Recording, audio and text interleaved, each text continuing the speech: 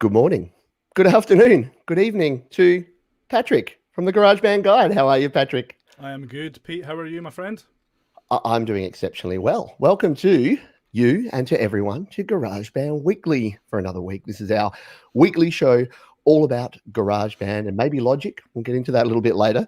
On the show today, we're going to be covering the news and views of the week. We've got a few rants, a few tips, and a few other goodies up our sleeve. But first of all, we'll just to quickly check in. You're up there in the UK. I'm down here in Australia. How are things going? How's life? How's the universe and everything up your way? Good. Getting better, which is the main thing, I guess. Everything good with you down under as well, yeah? Down under, things are getting better. Yeah, we're getting back. Everyone keeps saying back to normal. I don't think it's going to be normal, but the new normal, these unprecedented. Is your media using the word unprecedented like every second word? Every 3 seconds, absolutely. Yeah. Everything is unprecedented going on at the moment. Hello to the folks who are here live. Good to have you on board if you're watching live on Facebook or on YouTube. I hope you're doing well. And why don't we, without further ado, jump in? If you've got questions, by the way, make sure you put Patrick in front of them if they're hard questions and put Pete in front if they're simple ones. And we'll throw Patrick some real curveballs here tonight on the hard stuff too. But drinking the Coke tonight, and I'm on the water, so we're trying to dry out a little bit here at the moment. Let's jump into the news now. The first thing I wanted to talk about here is both of us have actually had new devices. I know we talked last time you were on the show 3 weeks ago. You've grabbed yourself a refurbished iPhone XS. Your wife, I think, got the SE2 as well. We'll check in on how they're going with you in a moment. I've just got myself a new iPad Pro. It is the first time since 2015 and the iPad Air 2 that I own an Apple device that is the latest Apple device. So people think, oh, Pete's got all the things, but he doesn't. But yeah, they reopened the Apple Store here. So I took advantage of that and went to the Apple Store. I think, I know I've told you this story and some other people on the channel, but yeah, it was an interesting experience at the Apple Store in these times. I had to have the temperature check at the gun on the forehead, and then I had to answer 4 questions. It was kind of like when you get pulled over and then you're just like, oh, no, sir, I haven't been to the pub. What are you talking about? But it was the same sort of thing. And they're asking me these questions. And then, of course, you get handed the Apple. I was expecting it to have like a big Apple logo on here, but it's just a standard mask. So we had to mask up and then go into the store. And because I pre-ordered, I was in there for upwards of 36 seconds, I think. So yeah, so now I have a almost unworn mask. So there you go. I think these things go for about $10 on the black market. So we'll hang on to that one. So how have you been going with your new Apple devices, and how's your wife liking the SE2? Great. She hasn't broken it yet. Expect her to burst in and slap me. Yeah, absolutely loves it. Loving my iPhone XS as well. Just being able to kind of have access to the Apple ecosystem from my phone just makes things a whole lot easier when it comes to content creation, videos, stuff like that. AirDrop is an absolute godsend. So yeah, absolutely loving it. Yeah. Brilliant. And have you managed to steal away the SE2 and give a crack with GarageBand yet? No, she hasn't let go of it. I'm working up to it. Hopefully she's not watching. That is awesome. Yeah, no, you're right. And I know a lot of people sort of only have one Apple device. They're either Mac and then everything else is Android, or maybe they've got a Mac and an iPad and then an Android phone. There is definitely, and as a PC user who uses a lot of iPhone and iPad, it's definitely a challenge sometimes trying to get stuff. And I do often wish when I've got something sitting on my phone and then I have to fire up third-party apps and things to send it from my PC to my phone. I do think that having that AirDrop functionality would be a nice thing to have. But that's okay. I will eventually buy a Mac. Someone actually said to me when I bought, here in Australia, things are more expensive. Our dollar's not that great. So it was a lot, nearly $2,000 for my iPad Pro 2020. Yes, I know. So some people said, oh, you know that for a little bit more, you could have got yourself like, a real computer. And I'm like, haven't you seen the ads? This is my next computer. My next computer is an iPad.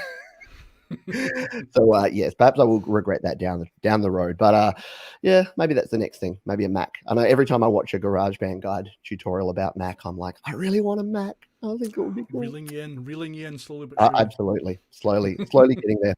Let's move on. Logic Gen 0.5. Now, Logic, if you're not aware, if you're new to GarageBand or if you haven't used it on the Mac before, Logic is probably the big brother of GarageBand, I would say. So Apple acquired Logic a long time ago now and kind of made iOS GarageBand a bit of a mini Logic in many ways with things like the Alchemy synth, and then over time, Logic has improved. Now, what does this do to GarageBand, Patrick? I talked about it briefly last week, but I wanted to ask you, does this increase the gap? Does it make it more appealing, less appealing for a GarageBand user to jump ship and move to Logic? Probably more appealing depending on what you're going to be doing. That the free trial of Logic is still available, so you can still get 90 days free from Apple to give it a try. So yeah, nothing's trickled down yet in terms of features to GarageBand. Will that happen in the future sometime soon? Hopefully. Who knows what they'll kind of add into it. I don't think it takes anything away from GarageBand. It just makes us all a little bit more jealous of what Logic users have and we don't have. But certainly it does make the prospect of upgrading to Logic a bit more enticing, I would say. So, some additional features there.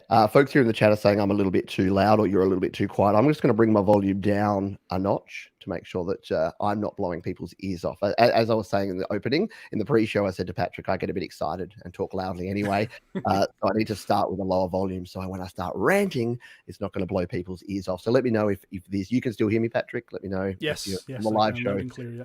If I'm still coming through loud and clear. I do tend to do that. Ask my wife. She always tells me that I mix my vocals way too loud. It's funny. We were listening to some music last night on a little Bluetooth speaker. And I'm like, oh, I'll play you my new mix. And I press play and I just look at her and I'm like, vocals too loud, yeah. She's like, yeah. But then in my defense, we then played Hey Jude, a Beatles track, and she's like, actually, the vocals on this are about the same as yours. And I'm like, so you're saying I'm like the Beatles? Okay, sold. No. Good enough for Paul, it's good enough for you.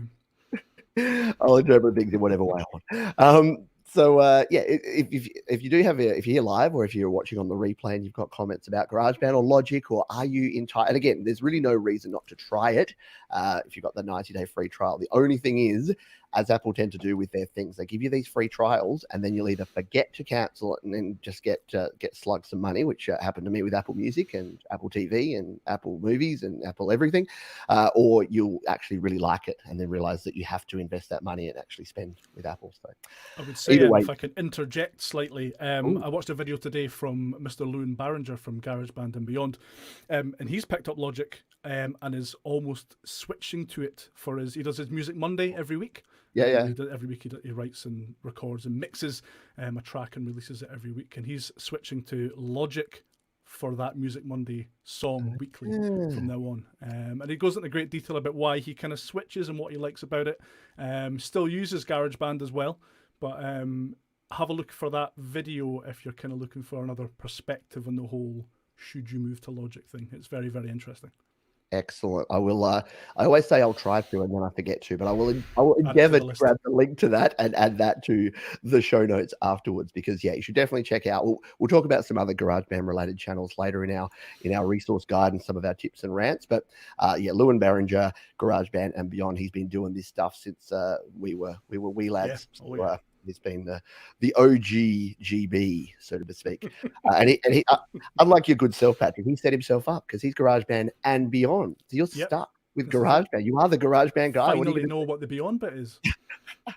It's Logic. The Beyond is Logic indeed. By the way, hello to the folks. We've got a lot of the usual suspects here and a bunch of other folks. We've got Jade Stars here, Glenn Clark, John Riley, Dom Fatchin, Gary Knights checking in. We've got Soul Rack, Desolate Morning, Dragon Mobile Gaming's here.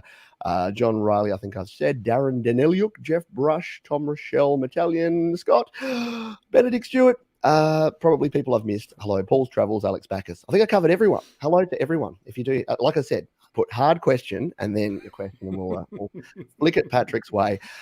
Right. So the other note I had here for the news, and this is exciting. So you and I are a buddy of ours, Dean Davis, over at the Songwriting Studio, another fantastic channel that you simply must check out. And there is a link to this one because I was pre-prepared for this.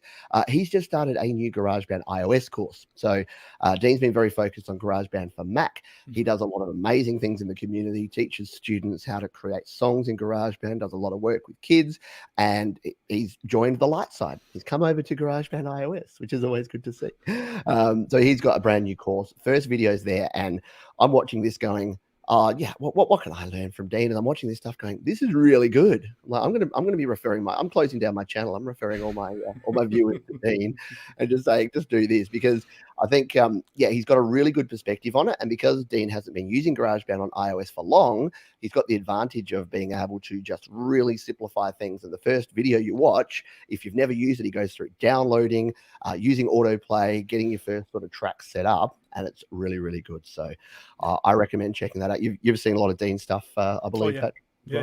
Yeah. I think that his course, his introductory price is about $10 or something like that. And you're right, Dean's a fantastic educator. So definitely worth having a look and supporting him, definitely. Absolutely, and yeah, and the first episode is free on his YouTube channel, so you can get a taste for it. So go and check that one out and take a look, because he does good work and is a nice guy to boot. So support that. So that's the news and notes for this week. We're going to jump into some other sections here, but once again, if you do have questions, please throw them in. We've got a hard question here from Jeff Brush, so this is going to go to Patrick. We've got a question for Annie. Oh no, he's put Annie. So he's getting digital skipping when playing anything, GarageBand or YouTube, through my audio interface. If I play piano through my audio interface, there's no problem. Is this probably my USB camera adapter? It's new as well. So skipping, and this sort of relates to something we'll talk about a bit later, but any ideas or suggestions for Jeff here, Patrick? I mean, if you're not getting it from your piano, but you're getting it from anything else, it's a tough one to try to diagnose without knowing more, to be honest. Do you have another avenue of checking to see whether it's going to be a connection of some kind? Maybe give that a try. Yeah. No, I'm going to throw this to you, I think, Pete, if you've got Yeah, I'm short on ideas here as well. So, because ordinarily, I mean, it depends if you're monitoring your keyboard through the audio interface and it's not going through GarageBand and it's playing back fine, but then when you monitor with GarageBand, you're getting the same skipping, then that might be something to explore. To be honest, my option with these sort of things, it sounds silly, but it works surprisingly often, is to close every single app on your device, turn it off, turn it back on again, reconnect things up. It's surprisingly good. For some reason, things just sit in the background festering, and then over time, whenever I'm getting that problem with sort of skipping audio or some sort of weird glitch that doesn't seem to make any sense, first thing is to turn it off and on. The actual adapter you're using, sometimes power can be an issue with an audio interface. So if you are, I don't have it handy. I've got my new one. See, I've moved to the dark side of USB-C, so I've got this big clunker now. But yeah, if you've got the Lightning to USB 3 adapter that has the additional lightning port, plug that into some power, because that can sometimes be a factor as well. But yes, good luck with that. Or to skip ahead, jump over to the GarageBand users Facebook group and ask the kind folks over there, which spoiler alert, will be our resource of the week this week. But there's some very, very smart people over there that know like more than Patrick and I put together. So yeah, absolutely. Go and ask those folks. Where was I did have another comment here. Yes, so of course we didn't even mention, of course, that actually, so Jade's put Patrick's YouTube channel here, except that's GarageBand and Beyond, but that's okay. Do check out that is Lewin's site that we were talking about before, but you can also go. I do have Patrick's website linked down below, as well as some links to some of his videos on the GarageBand guide, so you can go ahead and jump down and check those out. Definitely recommend both of them. Let us jump over here. So let's talk about automation, Patrick, because you did an interesting video about probably 2 weeks back, and it was all about some of the challenges with automation on a Mac. Now, before we start, I'm very jealous because Mac automation, you can automate all sorts of things. You can automate plugins and effects and panning and all sorts of cool things. On iOS, we can only automate volume, but there's a little problem that a lot of folks face when you're moving audio around with your automation points. So do you want to just cover off on that as a bit of our tip of the week here? Yeah, I mean, it's not massively an in-depth thing, really. It's just if you have got multiple automation points in place and then you move the region that they are placed around, the automation points don't move. So the video is essentially just about how you can move it all at the same time by selecting them all at the same time and dragging and dropping them into place where your region goes, essentially. But it's one of those things where it seems like a simple solution, but it's a question that so many people ask. So it's obviously a problem that a lot of people are having. And it's something that you kind of wish maybe Apple would make, maybe a little bit more obvious for the vast majority of users. But yeah, no sign of that It- yet. It's funny, and it's good to know, because the reason I watch your videos, because as we've discussed, I don't own a Mac and I don't use GarageBand Mac, but I Yeah. get a surprising number of people that watch my tutorials and then say, "Hi, I've got a MacBook and I'm running GarageBand, and can I do this, this, and this?" I'm like, at what point did I say I know anything about Macs? I'm clueless. But yeah, because I watch enough GarageBand and Beyond and GarageBand Guide and Songwriting Studio, I've got a working knowledge. And whilst I've never actually done it, I can point them to your videos. So the two things I get are the auto normalization question, Yeah, yeah. one that I get all the time from people that are starting out, because Apple, in their wisdom, put that on by default to Yeah, protect yeah. people, to make sure that everything is nice and loud, which actually screws you over from mastering. It does the opposite. And then the automation thing, which is that, yeah, why doesn't, and I get the same in iOS, because in iOS, unfortunately, we don't even have that option. So what you need to do in iOS is actually, and it's not too hard, but you need to go into automation, and if you move your audio, you've then got to select, so tap and select all, or drag a box around all your points, and then shimmy those over and line them back up. And it can be a little fiddly, but it's doable. Or use sections. So that's why I recommend sections in GarageBand iOS, because you've got sections, then that will actually move and chunk things around. If you've got everything in one big section, your automation will stay on the track, and on the region, on the region, yeah. So so that's probably all there is to do about automation. And if you do want to learn more about Patrick's tip, his video is linked down below, and as is my automation video for iOS, so you can find out what to do with that. We've got a couple more questions here, but Patrick's gone a little bit Roblox, a little bit Minecraft. We did this earlier, that when we just threw Patrick backstage for 5 seconds and brought him back, it did bring him back. So we'll just see you, Patrick. We'll see you in about 5 seconds, and we'll then bring him on back, and we'll see if we get a better. Oh, see, that looks much better. It works every time. The temptation to duck down below this table was almost overpowered. I managed to resist. I bet if I said 10 seconds, you totally would. Oh yeah, you were coming back quick enough. I was going to start. I was going to start with the mask on, and then just say things have deteriorated. But I thought that's in absolute bad taste, and I wasn't going to go there. We've got a couple more questions here, which we'll throw up before we get on. We have one from Mr. Glenn Clark over there in New Zealand. Hello, Glenn. Hope you're doing well. Now, this is definitely a Patrick question, because flex time doesn't exist in the iOS world. So he says, I love my flex time, but some guitar vocal tracks allow me to use flex time. It's a new thing. Flex time to stretch out notes, but other tracks, the flex time just cuts the note rather than stretching the note. You got any ideas on this? I'm not a flex time guy. So it's a tough one. Again, a question I get quite a lot. It's almost like there's a bug in GarageBand that prevents you from doing this. So one way you can get around it is, instead of trying to, if you put a flex point in to move one part of the waveform, you can try and put another flex point at the end of the waveform that you've moved from, and try and match it up that way, if that makes sense. That doesn't always work, unfortunately. I imagine Apple support have probably had more emails about that than anything else to do with GarageBand, because I certainly get it a lot, and sometimes it just isn't going to work, especially if you need to make quite a big change to the waveform. Right. Sorry. Well, there you go. At least you're not alone, Glenn. At least it's sometimes not, knowing that it's not just you, and that other people are experiencing the same bug. It's kind of like the iOS, the save to files bug at the moment. Like, I get maybe 7 or 8 questions. I've made 2 videos on it, and I'm trying to tell people as much as possible. But the very fact that you say save to files and it doesn't save, it saves this weird ghost file at the moment. And that's a bug that Apple haven't even recognized. So not only is it not being patched, they haven't actually acknowledged that it exists, which is a bit of a weird thing. And every time someone says, I know you probably get this a lot, people often say to me, "Oh, thanks for your help. You should work for Apple." I'm like, no. Apple know a lot. If Apple knew the things I was saying about them at times, I like being independent, because there's a lot of things Apple do that I like, and I like their software, and I like their devices, and they're nice and shiny. And then there's some things that just baffle me and make zero to no sense. So, Jade has got your there. There you go. The GarageBand guide. There is That's your Dean's channel.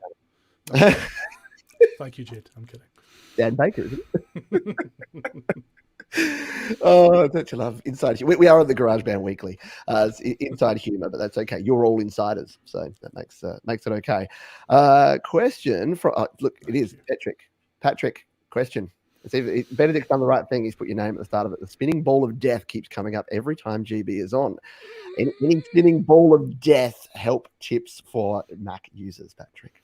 A couple of things you can do. Yeah, I mean, obviously, simple things really, I guess. Close all the programs that you have open while you're working in your project. You can try and lock any software instrument tracks that you're working with. That will cut down on the amount of work your CPU is having to do, and then have a look at what kind of effects and stuff that you have applied. It might just be depending on the machine that you've got. You might just be trying to get it to work a bit too hard, and that's why it will be locking up. I have got a video on this as well. Your show notes are going to be full of my videos, Pete. I'm so sorry. I've got a video that goes into this in more detail.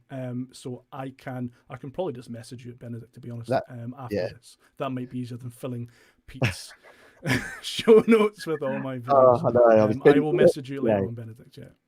Excellent. No, that is very, very cool. And then or even share it on. So I keep jumping to this. Let's just go out of order here. Our resource of the week is the GarageBand users Facebook group. So I know Benedict is a member over there and myself.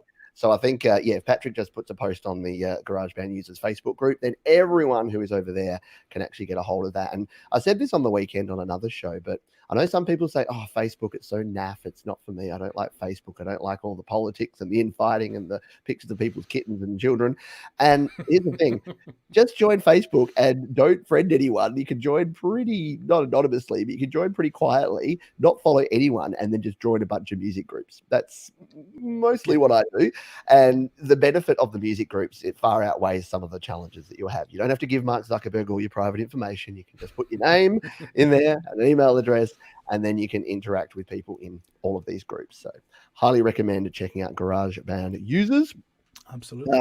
Jay's got a good tip here, talking about audio stretch. Now, this is something that's come up a couple of times. I've been asking around to see if there's an app like this. I've not tried it, but it came up a couple of times over the weekend, and I'll be trying it. And if it works, I'll definitely be doing a video on it, because I get asked that question a lot from people saying, hey, why isn't flex time available in iOS? What can I do? I've got a beat and it's 110 BPM. I want it 120 BPM. What do I do? Apparently audio stretch is something that can work for that. So I will have to check it out. Make a note. I thought I saw another question here. It looked like a hard one. So go to Patrick. Here we go.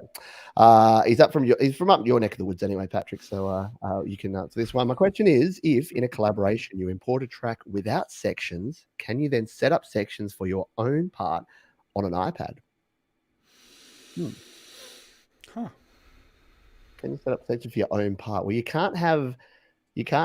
It's either sections or not. So if you've got a project, it's either going to be sections or it's going to be without sections. But you can actually add in sections if you don't have them. It's a bit clunky because you have to add all the sections and then move your audio. So I think similar to what we were talking about before with moving audio with automation, what I would do, a bit of a hack, but I would just work out what your sections are going to be, add them all in, which will put them at the end. So say everything's in section A on your iPad, I would just add in all the sections and then grab that whole waveform or audio from section A, drag it across, and then it should line up and partition across all the sections. I can't see why that wouldn't work. Just spitballing here. Good question though, Paul. I think we need to take that one on notice. If anyone, here we go. This is where we can just go. We can just bat it back out to the community. We can say, if anyone in the studio live today or GarageBand Guide community has ideas around this, then let us know. Drop a politician, Pete. You're wasting it. I have been called Politician Pete a few times. I think because I'm a fence sitter and I like to avoid questions. So they're like, oh, you give such politician answers sometimes. Like, yeah, just makes life easier. Rightio. Let's continue on. I think I did see one final question here. We might have to loop back afterwards. Here we go. It's from Solrak, our buddy Collecto over there. When you quantize, it's another Mac one. Patrick's gonna just have to have a stiff bourbon after this one with all these questions. When you quantize on a Mac with audio wave, knowing it will stretch the notes to the lines in the beginning, does it keep the front on the same spot while it stretches the beginning? Does it keep the front? So I guess start of the note. The start of the note. Does that move when you use flex time? With flex time, no. With quantizing, with flex time, you can move the point to wherever you kind of want it to be. With quantizing, certainly with software instruments, it will snap it to almost like a grid. So yes, I would say. I'm not sure about audio wave, but certainly on Mac, if you're quantizing a GarageBand on a software instrument, it will just snap everything into Yeah. place. And on, So yeah, it potentially may move the starting point of the first note that you play. Yes. gotcha. Yeah, and quantization on iOS is pretty simple. It doesn't have a whole lot of options. It really just looks at the start point of the note, and it's only for software instruments. And Yeah. there's a few videos on quantization on the channel, and you've probably covered it in some of your tutorials as well. It's a good thing if you've just got something you want to line up, but I find that sometimes it removes a bit of the feeling and passion from your songs if you quantize too much. Otherwise, you sound like a robot. Right. Let's we do have one more question here. So it's Q&A. I'll see if this one's going to be an easy one. It's our buddy Sion. Check out Sion's channel, by the way. Sion's doing some great things over there with his tutorials, all about mobile recording. How do you export MIDI on a GarageBand project, or do you have to send it to Logic? Asking because I may have a workaround figured out. See, Sion's asking a question that he may be able to answer for us, so that's always a good thing. What is it with so is MIDI exportable in GarageBand Mac? Are you able to export?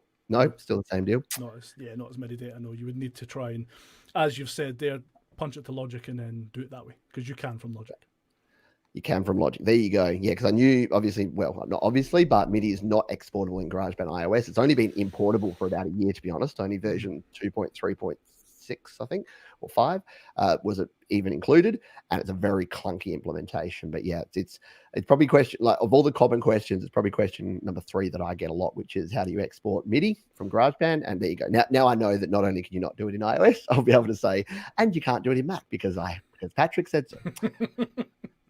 That's always a good thing to have. All right, let's continue on.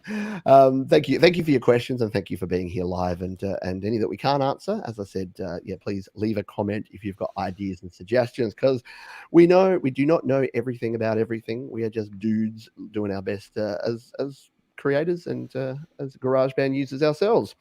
Now, tip of the week that I'm going to talk about this week. We've had a lot of questions over on the GarageBand users Facebook group. Again, that's the 4th mention, I think, of the GBU group, or maybe the Logic users group. We'll talk about that in a minute. The GarageBand users group about latency. So latency, if you're not familiar with the term, is the delay that you hear, the lag, a few different words for it, where you are, say, playing guitar or recording a microphone or some sort of audio, and you're hearing it coming back through your DAW. So you've connected up your interface, you're playing back your track, and then the bit you're playing and recording, you hear back a few milliseconds later, and that's latency, and that can impact the quality of your recordings because you're going to be slightly off the beat and out of time. What's been your experience with latency, Patrick, and how do you deal with it? And when you get questions about it, what do you normally advise folks? It depends what they're doing. I mean, the vast majority of questions regarding latency I get is people who are trying to track using Bluetooth headphones, which just ain't going to work on Mac or on iOS. People seem outraged that they've spent £100 odd or dollars on Apple earpods and they're useless for tracking or mixing music with. Or mixing, I guess you could maybe get away with it, but tracking certainly. So by far, that's the biggest kind of volume of questions about latency I get, and it's going to be a case of get a pair of headphones and plug it in. Yeah, exactly. Yeah, 100%. So, and to be honest, a lot of it does depend, like you say, on the gear. And yes, friends don't let friends use Bluetooth headphones for audio work. That's always been my statement. Is the amount of times I get people I just got these brand new Beats by Dre, cost me $180, and they're so cool. They're Bluetooth, they're wireless, and then whenever I try to record, it's not in time. Like, that's Bluetooth. It's not in time. I don't know that it ever will be because the technology is focused more on the quality than the timing. If you consider the bandwidth of things, you want to make sure that your audio sounds the best, whereas when we're recording, you want it to be right on time. And Bluetooth prioritizes the quality of the audio over the latency of the audio, because for listening to music, a half a second delay from when you hit play and when your song plays means virtually nothing if you get good quality audio. For tracking or for mixing or for mastering, that half a second means a whole lot. So yeah, definitely avoid that.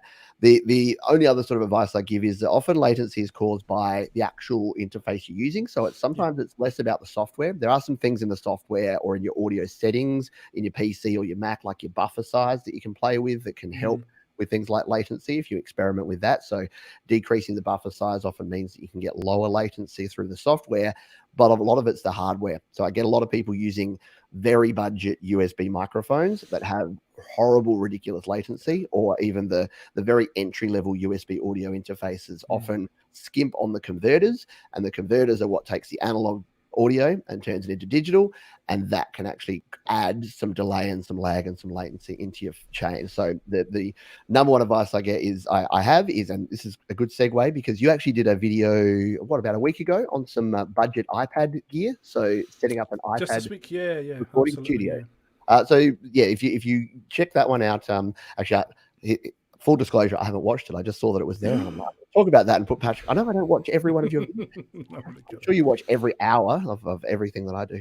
I wouldn't be able to sleep if I watched every hour of everything you do, Pete.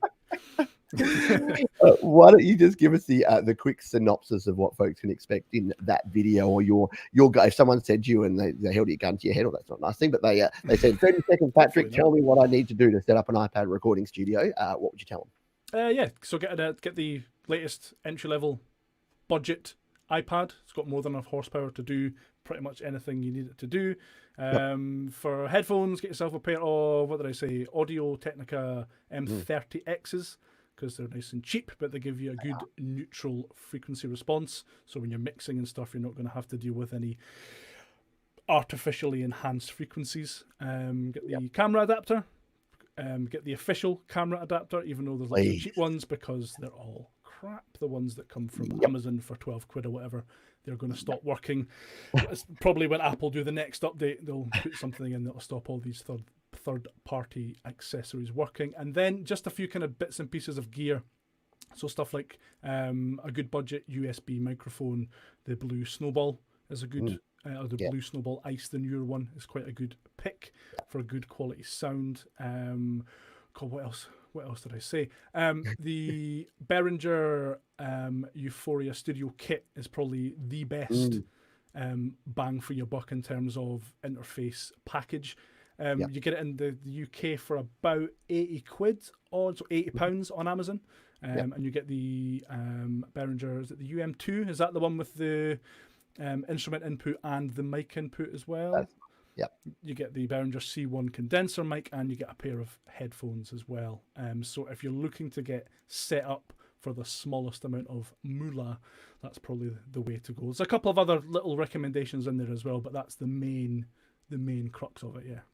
Love it. No, that's very, very cool, because again, I get asked that question a lot from people. If you're going to, definitely you can get away with budget gear. Like again, I started out with the Steinberg UR12, which is like a slight step up from the Behringer UM2. Same thing, mic and guitar interface. I dabbled with the different adapters and then came back to Apple, because I was sick of getting halfway through a song and then it going, this accessory is not supported. This device is using too much power. We decided to not work. And then Apple had put an iOS update and completely bricked them all anyway. So yes, if you're going to save in the studio, don't save on your converter, on your adapter. If you're using an iPad or an iPhone, you will thank us later. And it's weird, the number of people I've said this, that even the entry-level iPad here in Australia is about $500, and then the like a microphone or an audio interface, they might spend another $200, $300 on all of that. So they've got nearly $1,000 worth of kit, and then they go on Amazon and spend $10 to buy an adapter, instead of going to the Apple website or going to Amazon and spending, I know it's $60 here in Australia for the genuine Lightning to USB interface, which sounds a lot and is a lot, but you buy it once and then you use it forever. And it actually works. So it's a must-have. So yeah, check out the video. Again, I've got it linked down in the description. You can check that one out after this one. I will as well, so that I can actually be more educated and informed when I'm interviewing someone about something that they did. But yes, it's definitely, and the USB, again, don't think that you can't get away with a USB microphone. The converters in those and everything is actually really good. I think who was it here that was saying Tom Rochelle was coming back to the latency. He said was a big problem years ago, but fortunately most devices have enough processing or memory that it's not as big an issue nowadays. Absolutely. When I first recorded on a PC 10 years ago, I spent hours tweaking settings and I remember it was at like 40 milliseconds, and I was so proud I got it down to like a 10 millisecond latency by I don't know, selling my soul to, I don't know, it was weird to try and get the latency down. But these days, latency is pretty good. Righty go. Let's see. We got any other? No other questions so far. We got a tip here though from Sion. So someone was asking for a ukulele app. Yes, and I've been testing Futalele. It's very cool ukulele, but it is inter-app audio. Same with OM guitar for steel guitar. We need to get Sion on a retainer here, Patrick. He's answering more questions. We are. Thank you for that, Sion. Appreciate it. And there you go. Jade has linked your video, or possibly one of Lewin Berridge's videos. We don't know, but that's your GarageBand budget setups for iPad. You're a bad man, Pete. You're a bad man. Well, we're having some fun. Seriously, it wouldn't be a show with us two on here if we were taking things too seriously. Very true. We have to take the Mickey. Take the piss. Anyway, let's move on. We've got a couple more things to get through, and then we are officially over time. The show's usually half an hour. Whenever Patrick's on, it's usually like 45 minutes. It's not my fault. I know, yeah. I just keep asking more questions. So let's talk about a plugin of the week. So we've had a good tip there from Sion if you're looking for a ukulele, but you're doing a series at the moment on free plugins, and I know that free is good. It's the best price for things. So you did one on, I think, Filter Step last week. Why don't you let us know about Filter Step, why we should download it and check it out?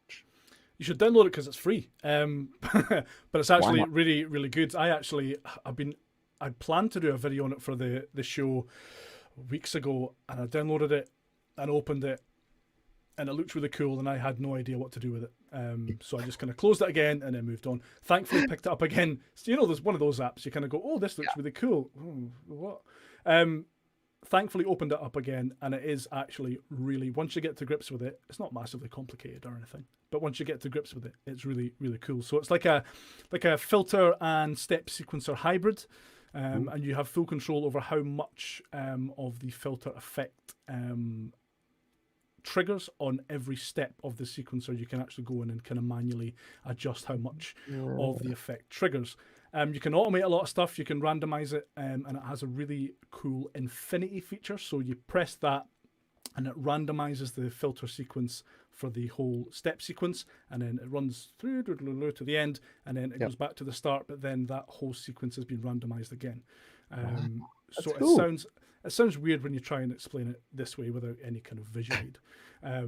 But you can get some really, really interesting, unique sounds from it. I slapped it on things like synths. So in my video, I put it on a couple of synths and things, put my teeth in. But in the comments, somebody mentioned that they use it on drums, and I never even thought of that. If you put it on, because obviously if you put the drummer track, you have access to different effect slots there. If you slap it onto the drummer track, you get some really, really unique and interesting sounds.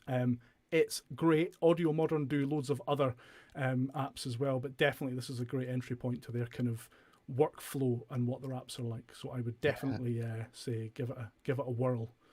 Very cool. Sure. And that, as you said, there it's an effect slot, so it's an audio unit AUV3 plugin. Yeah, absolutely. Yeah, AUV3. Yes, you can use it in standalone as well, but it's most useful if you're using it in a DAW, I think.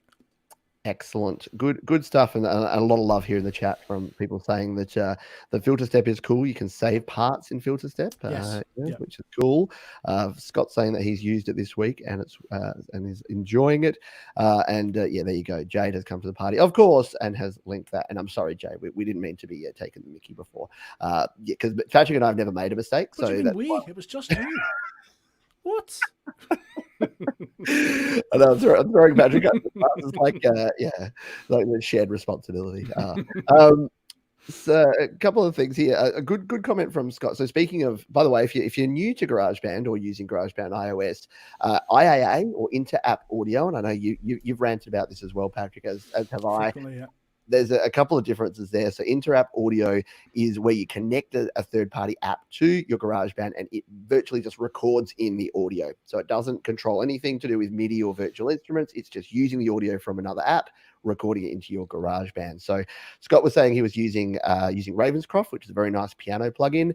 Using it as audio IAA inter-app audio means that it just records it as a waveform. If you use it in its AUV3 mode, it's cooler because it'll actually record the MIDI into, so the green MIDI sections will go into your GarageBand, and then it'll trigger the actual sounds as well. And we're seeing more of that happening because IAA is on its way out, is it not? It's not going to be somebody around. wants to tell Positive Grid that.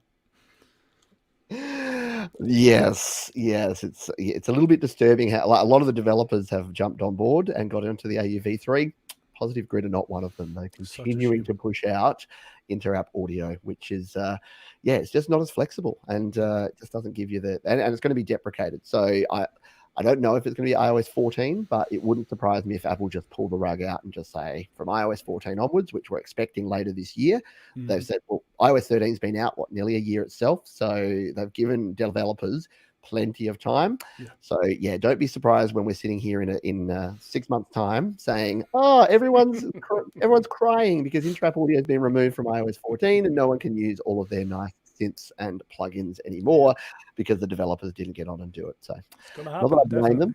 I'm not a developer, and it's probably bloody hard to change the entire infrastructure of an app, but I think it's probably worthwhile if you know something's on its way out. No one's buying a new newspaper business right now. Let's just put it that way. So yes, don't invest heavily in inter-app audio, or you'll be very sad when it all goes away in the future.